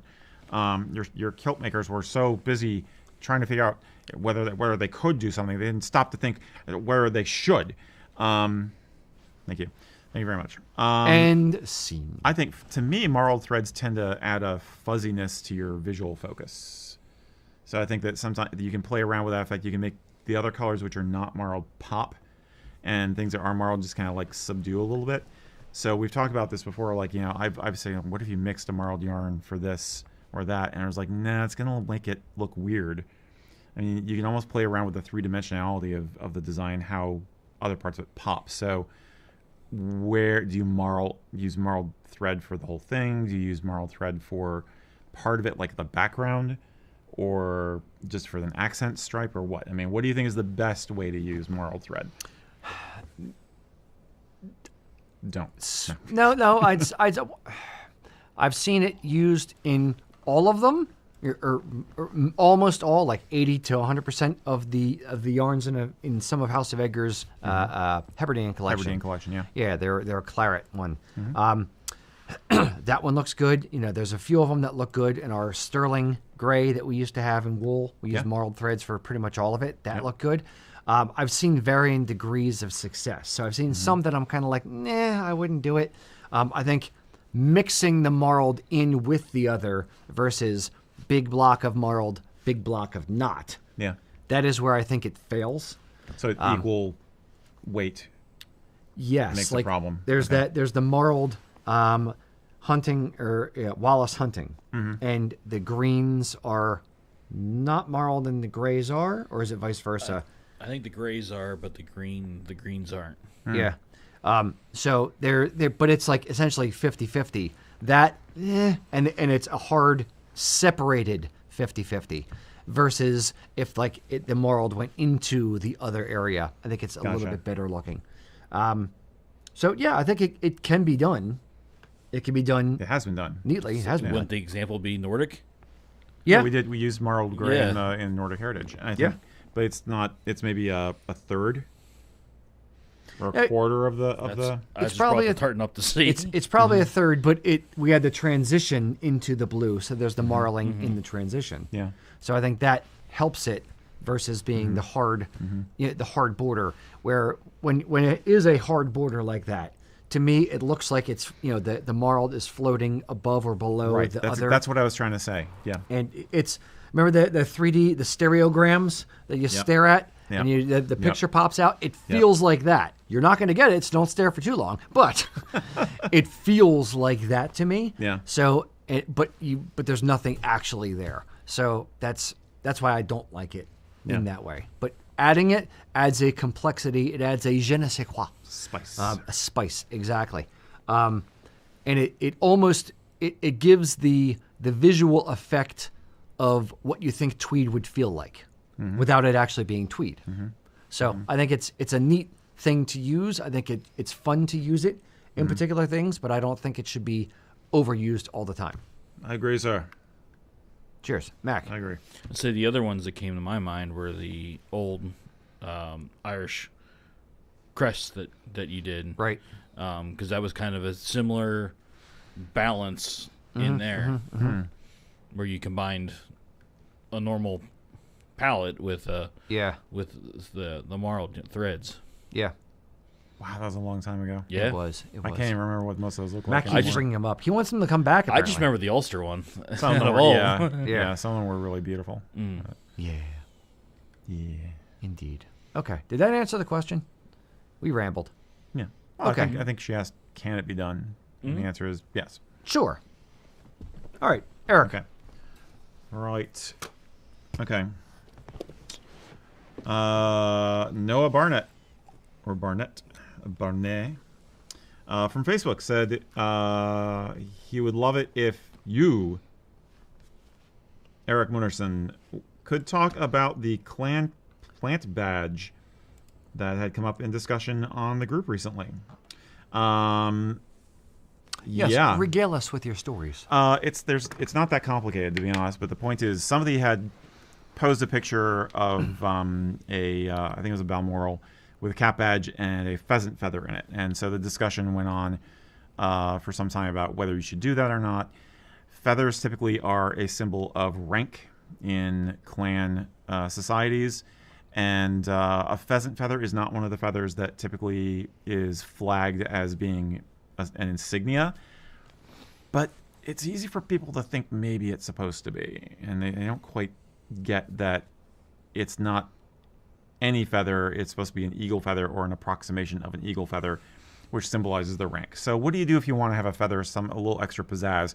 And different ideas got batted around, and I said, well, why don't you do a plant badge? I mean, we live in the age of plastic plants. You could actually have one that you never have to worry about replacing because it's artificial. So why not have that as part of your kit? And so, Noah and I guess a couple other people are just wondering, well, what's the deal with plant badges? They were a legit thing. I at one time had thought that they were more of a modern affectation, like so many things that we deal with of the Victorians. It turns out they were guilty of codifying it, and taking it to the nth degree, the way they did with everything, because they loved categorizing. But plant badges actually have been documented as far back as the late 16th and 17th century. I think it's, I wrote him down because I always forget his name, Martin, in his description of the Western Islands. How do you forget Martin? He's the man with two first names. Because he's the man with two first names. Because I'm horrible with names. Because I'm dyslexic. I have no idea what you're Don't talking hire about. a dyslexic historian, okay? But he wrote in 1703 this is one of the earliest travel logs of Scotland, okay? And he mentioned then, and there were some other writers who did too, how clansmen would use a piece of a local plant to stick into their hats as an identifier, particularly in a battlefield situation or, team sports. But the idea was that it was cheap, free, it was easy to obtain, and different groups just adopted it because it was an easy way to. It's like shirts and skins, in the Highlands, basically. It's like, okay, they're all wearing a fern in their hat, so we'll all wear a thistle, and that way you know who to hit. That's basically what it was. And again, by the late 18th and well into the 19th century, it gets codified. Logan in the Scottish Gael in 1830. See, I do remember one without looking. He has it all. It's a book. It's a book. Sorry, and the McKeon prints, same thing. Basically, they just list it out as this is the official thing and has been since the beginning of time. And I guess some clans probably didn't actually have one, but then suddenly in the Victorian age, everybody's got to have one. So here you go. The point is they're legit and they're actually older than the use of a clan crest badge, like the whole thing everybody wears with the, the design inside the heraldic belt is actually a more recent invention. It dates to after the prescriptions were lifted. So again, it's another way to differentiate yourself and to show off your pride in your clan. It's extremely historic. And I figure, what the heck? People don't seem to do it that much anymore. Rocky seemed to think you had some anecdote about the Fighting 69th. The Irish Brigade with the boxwoods. The boxwoods. Then we knew. I've seen there's a comment here that somebody wears juniper. But would it actually be something that identifies the person in battle? It's not like, I'm thinking like heraldic shield, where, okay, that's a big visual representation of who I am. We're talking up close. We're talking up close and personal, I understand, obviously. but are you really going into battle like, okay, I can kill you? No, because it was part of a system. It's basically you had the plant badge, but then you also had the war cry. The war cry is as important and even older probably than the plant badges. But basically, you went in yelling, the war cry of the clan was. Sometimes it was just the family name, if you didn't have one. But it was a way of confirmation up close, I think. But and honestly, there's something to be said for esprit de corps also. I mean, whether it's practical or not on the battlefield, if it helps psychologically draw your men together before the battle, then it's useful. You know what I mean? I remember Jamesy talking about bagpipes, and in his mind, bagpipes would be like the amp up music of the day. Like this is how you get men psyched up for battle. I am not doubting you, but in my brain, I'm saying, because you did a lot more research than I would. It's a thing they did. I know it feels weird to have like a tiny little. It'd be like judging people today on like collar dogs. Oh, are those collar dogs different? You're making an assumption about the size. It's entirely possible these guys had a pretty sizable sprig. I mean, we don't know how big. I mean, some of them are like oak leaves. You're only going to have so big an oak leaf, but I can't see myself knowing botany that well to be able to judge. You're a modern person living in a carpenter world. But it's no different than a shoulder patch, right? Because everyone's wearing the same thing, so it's just that's your identifier to your group. So even though everybody's wearing the same uniform, the shoulder patches are different. Or we're going back to Civil War, and they have the boxwood in there. They're all wearing blue uniforms, and it's something as an identifier. Yeah. And I'd be willing to bet that if you were a neighbor clan and you knew that so-and-so was using juniper, you would try to find something that would be very obviously not juniper. That would be easier for you as someone who lives in the environment and knows all these plants like the back of your hand. You're like, okay, this looks as unlike juniper as possible. What's always gotten me about plant badges is like, what do you do in the winter?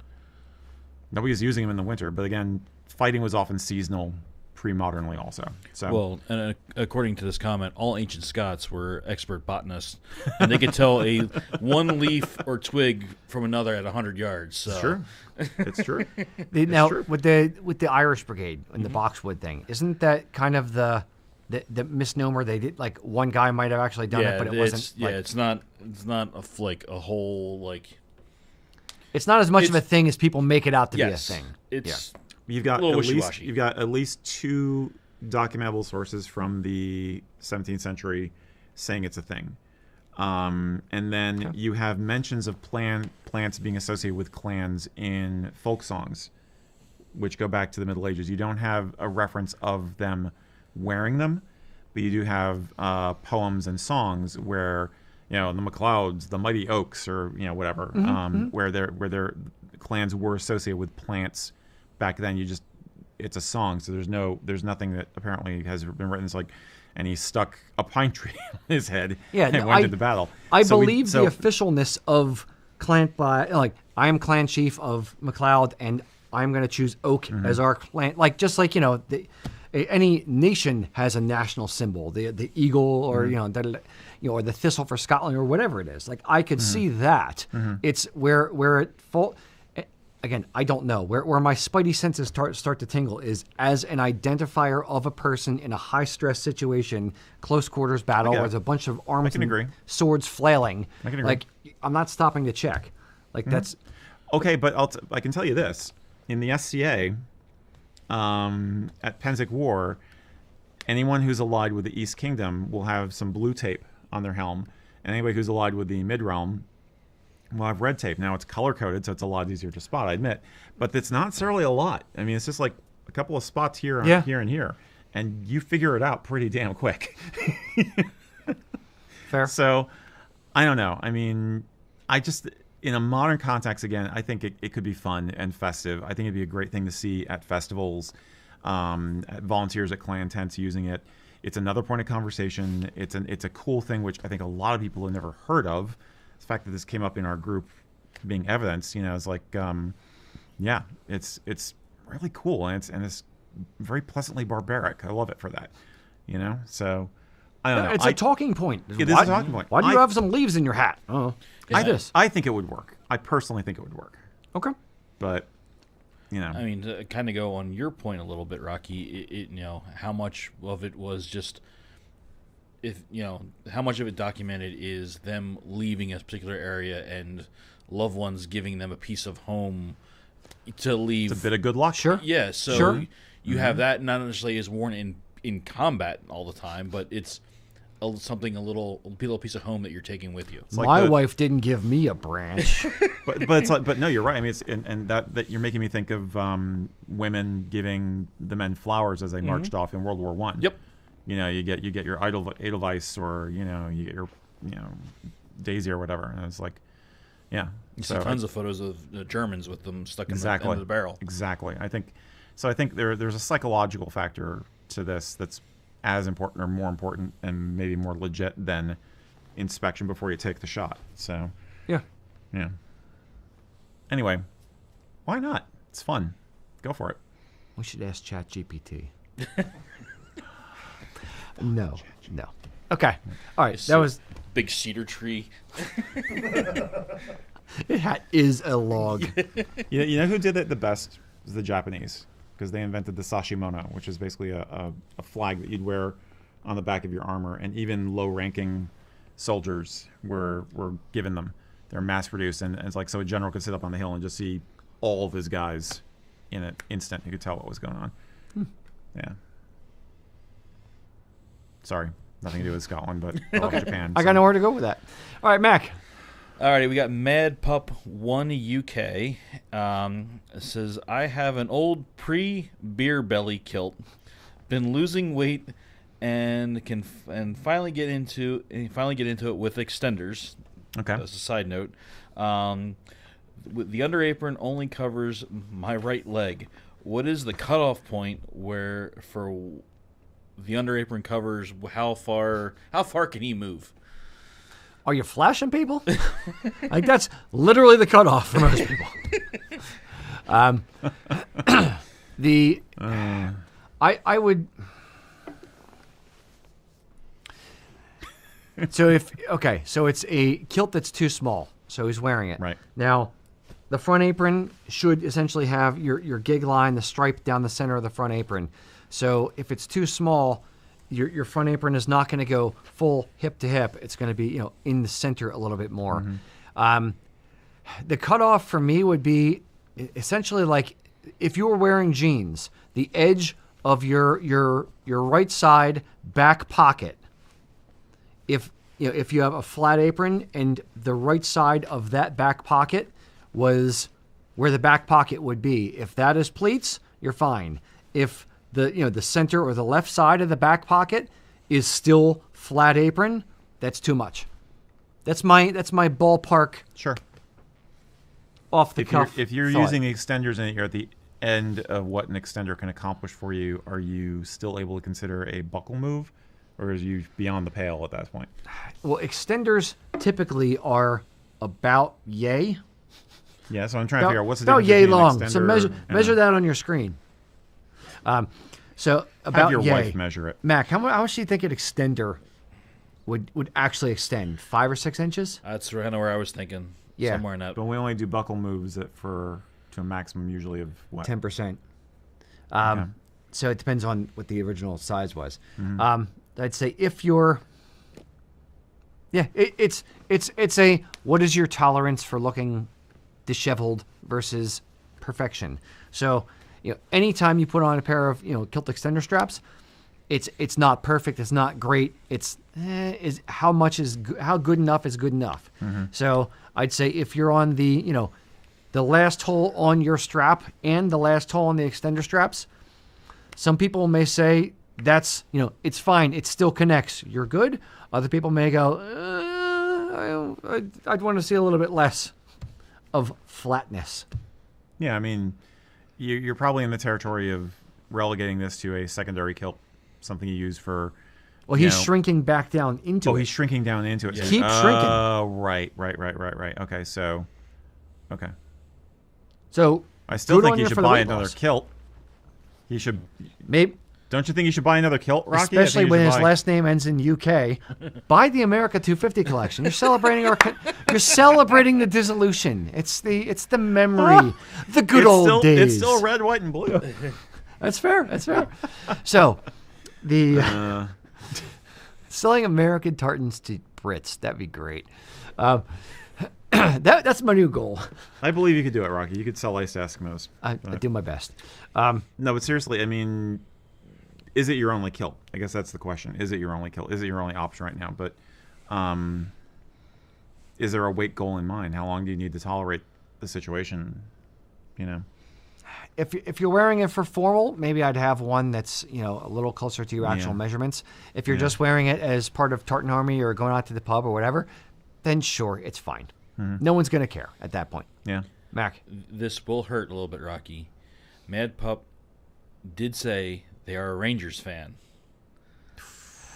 Different Rangers.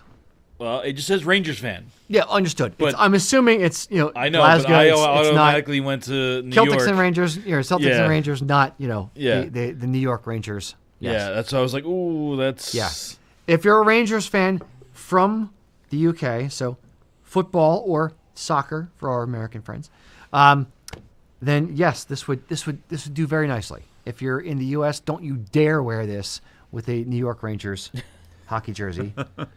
You're horrible people. All right, Mac. Yeah, that was it. Oh, I was brought up the Rangers thing. That's all I was doing. He's like, right. What? Deer and headlights. Was that last question yours? That was Yes. his. Yep. All right. Yep. Very good. I hope that helped. There you go. Eric. Okay. The one, the only 5'20" Moose.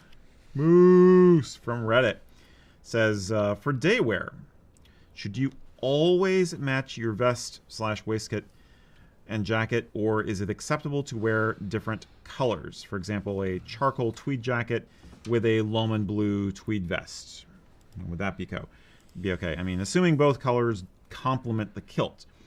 Also, as a kilter of unusual size, coming in at 6'8" and 270 pounds, am I better off getting my full measurements for this jacket and vest and calling in my order, or hoping a 50 long will work for me? So the second part of that is actually easy to answer. Yeah. So, if you are 6'8", i.e., or also 5'20", I see what you did there, buddy. That's why he was 5'20" Moose, because he's a big. Okay. So that's his wrestling name, actually. Indeed. So, if you are 6'8", a regular long, unless you have like short arms for 6'8", a regular long is not going to do you. I would say you're going to be an extra long or an extra long at that height. Reality, I would say order something that is stock from the manufacturer. Like if you're going to order from us, order a 50 long Argyle jacket and vest and see how much longer you need it on your arms, and then we can judge it based on that. Or take a well-fitting jacket that you already have and then say, okay, my sleeve length from the shoulder seam all the way down the outside to the bottom of the cuff is X. what does that equate to for a jacket from you? Is that a 50 extra long or a 50 extra, double extra long? Kind of narrow it in that way before you order something custom like a tweed jacket and vest. Now, so that's that. Can you wear a two-tone, a different color tweed jacket from a different color tweed vest with whatever kilt? Sure. I mean, I've done it. I've seen it. Yeah. Seen it done well. Seen it done poorly as well. Right. So I think you're kind of on target with the making sure that they either tone well with the colors in the kilt and or tone well with each other. So making sure if you get a light blue jacket and jacket that has no green in it, a dark green or a dark blue like Loman blue tweed jacket with a light Love It blue where there's green and blue in it together. Maybe I wouldn't do that necessarily. Yeah, you want it to visually work together as well as with the kilt. If you had if I'm wearing the American 250 tartan I have on here, what I would do, back to the earlier thing, at the risk of being like over the top, Uncle Sam, a Loman blue, a dark blue jacket with maybe a dark blue, a claret, vest to kind of pick up two different colors in the kilt. Eric, what are your thoughts on it? I don't have any additional thoughts really, except that part of me wants to say make sure that the jacket is the more subdued color. If there's any dramatic difference, like the brighter color, save the brighter or more vivid For the color for the underlayer. Pop. Yeah, so you get that pop and it's not overwhelming. But even that, depending on what you're choosing, could be in the eye of the beholder. But that's kind of how I would. Yeah, taken to an extreme, I would say. Think of it this way: if you're going to get a red doublet and or vest, or a red argyle and a red vest, or black argyle and red vest, and kind of swap out the parts, I'd rather see a red vest and a black argyle for the pop of color than a red jacket and a black vest. So I'm on board with your thoughts on which one should be louder or not. Yeah, I always think in those terms of like the color should be a pop. I'd rather yeah. I agree. That's Mac, did you want to add something, or you? So there was, I think, 3 of us that did it at the recent Christmas party. Oh yeah, that's true. Oh yeah. Do we have any pictures of that? Take out those pictures. Ian does. So we could probably insert that somewhere on the screen. Ian was quite the shutterbug that night. He took a lot of pictures. Yes, totally adorable. Yep. Okay. So can it be done? Yes, 100%. Varying degrees of success, but look at yourself in a mirror before you go out in public. Always the best advice. Yes, indeed. All right. That was you? That was me. Mr. Mac. All right. Was some scuttle on the chat about. Well, first, before I get to that question, 5 foot 20-inch Moose did ask when we were going to see Gritty in a kilt. I would love to see Gritty in a kilt. We tried that once, didn't you? Try to. Or you want to get Gritty's attention. I thought about getting. Actually, when we had our customer appreciation party for the 20th anniversary, I thought about hiring either Gritty or the Philly Fanatic to come to the event. Like, I honestly looked into it. What I found out with Gritty is you're not allowed to publicize the event, you're not allowed to record the event, and you're not allowed to use, if you did record anything, it could be personal photos, but you couldn't use it for any official company stuff. Yeah. So I was like, never mind. So I cared, but not that much. Yes, I forget whether the Philly Fanatic was quite as restrictive, but I know Gritty was. It was also Gritty was pretty brand new at that point too. That's 2023, so not quite brand new. Maybe I'm thinking of an earlier attempt that we tried. An earlier party. Yeah. Yeah. So okay. So anyway, question. The question was about the two-tone hose. Okay. Are we going to see more of them in the future? Sure. What do you mean? In like different color options, or you mean? I'm assuming they mean that. Yeah. Yeah. So someone were saying they were happy they got the purple and charcoal ones, and now I'm assuming with the A250 we have the red and blue ones are back. Yep. Is there other options that we're looking at? Are there other options that we're looking at? No. Safety orange and forest green. Yes. The honest issue is the honest response is that the issue that we're running into is when it comes to the yarn colors from House of Cheviot, there's a very limited stock supply of their yarns. They don't do a crazy amount of different yarn shades, and worse, like the marled yarns that they do, they don't allow the marled yarns to be used in specific types of hose. So it's like 4 threads or something woven together, so it's too thick for the machine to do certain things. There's mechanical reasons why they can't do it. Interesting. But they do some marled yarns, which look really, really cool, but they'll do them in like the Rannoch or the Harris hose, but they won't do them in Lewis. But they have a very limited range. We ordered, when we sat down, like the department heads sat down a while ago. and came up with like 10 different color combos. Our wish list. Our wish list, Yeah. exactly. Yep. And we ordered a sample pair of each one, and I still have them in my office. And then we showed them all on the Kilts and Culture group and said, okay, let's vote on these. And people voted on them, and some of them were just like straight losers. No. Some of them, and some of mine, in fairness, but there were very clear winners and very clear losers of color combinations. If there's a particular color combination you're looking for, let me know. I'd be curious what other people want to see for two-tone hose color combinations. Yeah, hey. But Yeah, hey. it has to match a good amount of tartans, which is kind of the point. That's why the standard colors are gray and charcoal, navy and bottle green for modern color tartans, and ancient blue and ancient green for ancient color tartans.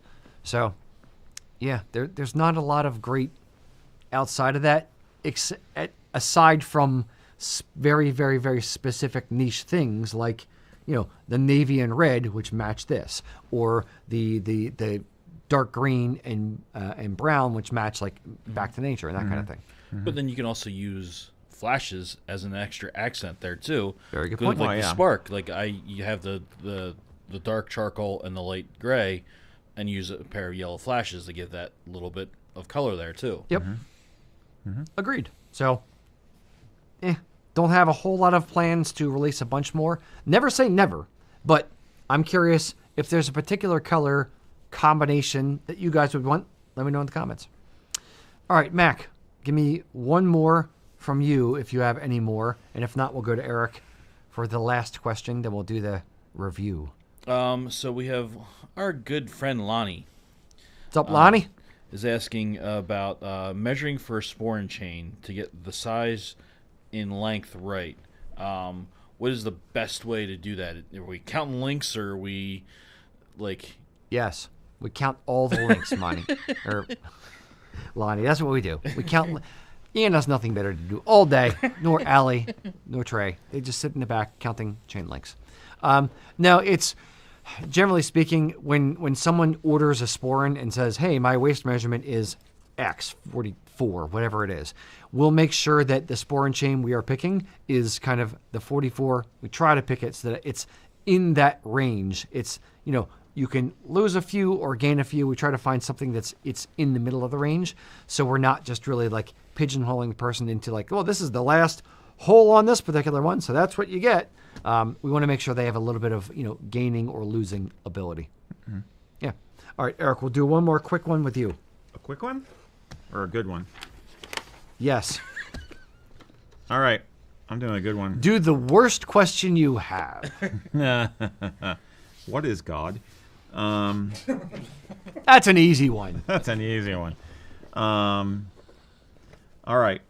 Michael Curie71 from YouTube said he would love it if we could address the no Black Argyle or Prince Charlie before dinner time thing, which he heard while he was in Edinburgh for the riding of the marches. Is this a Scottish thing or a Scottish Highland dress thing to only wear tweed during the day and then go formal black at night? While waiting for the ceremony to start, one of the other participants looked at me in my black argyle and chuckled and said aloud, "You know, it's bad form to wear black before dinner." Why isn't there an English guy in Scotland? Because snob voices fair. are always English. That's fair. That's fair. I don't know. So, were you in bad form? Did you offend the Scots in your presence that had to suffer through the audacity of someone wearing black Embarrassing. before 6? How dare you, sir? How dare you? We should just end the show right there. Is it a thing? Is it a rule that you're not supposed to wear black? Supposed to before 6. It's reserved for after 6 informal events. Yeah, Technically. yeah, sure. I would say in this scenario, based on the quote, yours is not the greater sin. It was the person pointing it out to you. If someone literally that you don't know is pointing it out in that way with a chuckle, you know it's bad form not to wear. To quote Winston Churchill, I would say, do you know it's bad form to point these things out in public? What if you went to Scotland and you only had enough room in your suitcase for that one thing, for one outfit, and you're going to be wearing it for something after 6 o'clock as well? Like, if you're going to a wedding that is a 3 o'clock in the afternoon wedding, but the reception starts at 6 o'clock or the cocktail hour starts at 6, do you bring 2 jackets? Like, where does it go? Where do you end? What's good enough? I would say to someone I didn't know, I really don't care what you have to say. Like, you're never going to see that guy again, that participant again. I would honestly have said, I was actually on the plane. I only had enough room in the luggage for one outfit for this particular event, and I'm going to be doing something later. So that's why. If I felt the need to respond to the guy, and then I would probably also say, why did you feel the need to point it out? Do you really need to be superior? Is that why you needed to point it out to me? Because, good job, I guess, buddy. Like, you can die now, like, fulfilled in your life's mission.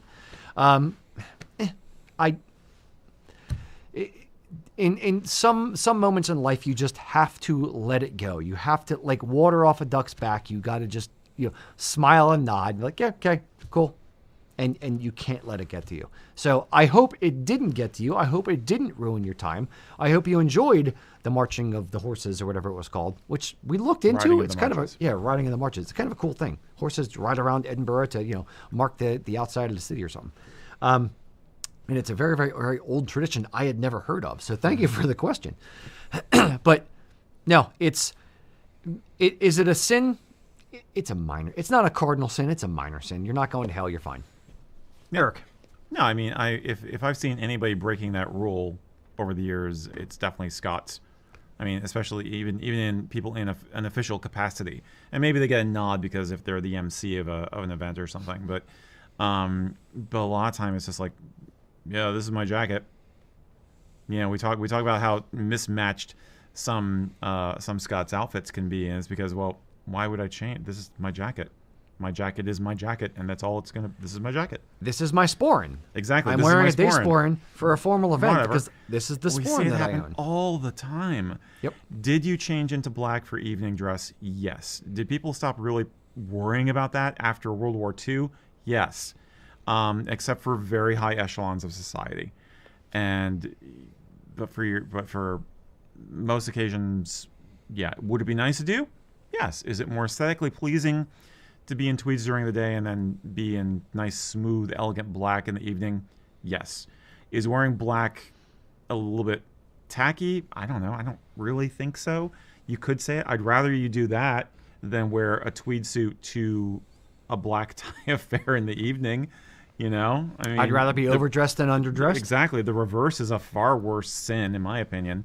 Yep. So this guy should just go have a Coke and a smile. And for the record, the number of, looking at today's rental industry in Scotland, or the hire industry, looking at the Yeah. age of the people who are renting stuff for weddings, who can't necessarily afford to go out and buy 4 different outfits for different levels of formality, I will guarantee you, a 10-to-1 odds that the majority of Scots getting married or going to weddings are wearing tweed jackets and vests to evening weddings or evening receptions that are after 6 o'clock.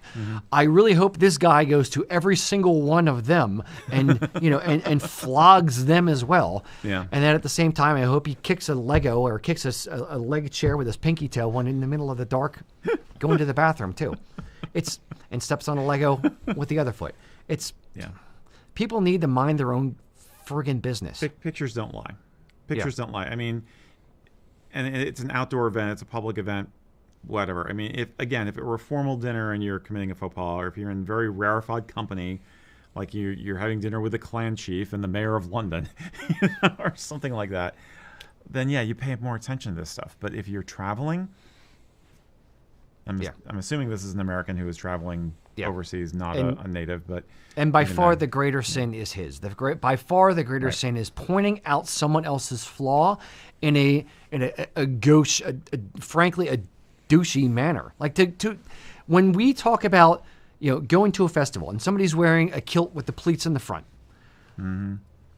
Check the tape, boys and girls. Go back in time. Every single time we talk about it, I don't say go up to them and point at them and laugh, ha ha, Nelson, and like, why are you wearing your pleats in the back, you idiot? You're supposed to wear it in the front. It's you take them aside and you say, hey, do you mind if I point something out? Typically, you wear the pleats in the back. You do it in a calm, kind manner off to the side.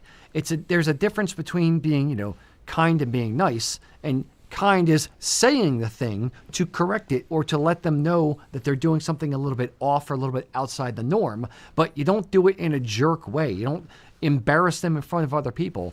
That is by far the greater sin in this scenario. And in this case, it's not like something you could change anyway. With the pleat example, they can go and rotate their kilt around, but with this, it's like, okay, this is And even then, it's like, if you know the person, maybe you say, hey, I know it's a special occasion for you and you didn't know, but just a word of advice, next time you might want to consider bringing a different jacket. Just saying. But honestly, the really classy people will just snub you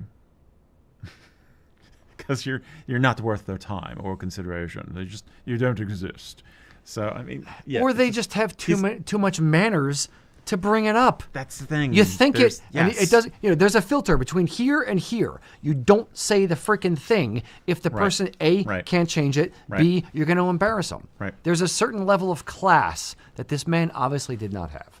And I will also point out, it doesn't matter where you are. U.S., Canada, Australia, New Zealand, Germany, or Scotland. There are jerks in every culture. You happen to find one. I'm sorry you had that experience. Or Iceland, or the Philippines, or this place. There's no jerks here, though. We're all nice people. Yeah. All right. Mr. Mack, how did people... Why don't you go knock that over there? Thank you. How did people answer the question of the day? Are we going to bring the question of the day back We're going to bring back up on screen right there. Bam! Johnny on the spot. Mm-hmm. What tartan would you like to see woven in Wilson's Bannockburn colors? So we had quite a few come in. Duncan was the first one to come in. Duncan. Okay. We had Campbell. We had McInnes Hunting. Okay. We had Any Gunn. multiples? Anywhere like only a had bunch one, of people we said. only had one multiple. Okay. And do you want to take a guess what that multiple was? McDonald. No. Damn. Wilson. I would love to see... That actually is perfect. I would love to see Wilson's redone in Wilson's Bannockburn color palette in a smaller set size that's not this freaking big. Yes. And Mac is 100% agreeing with me from a kilt maker's perspective. Okay. All right. Boys and girls, thank you for joining us. Let us know down in the comments if you have any other tartans you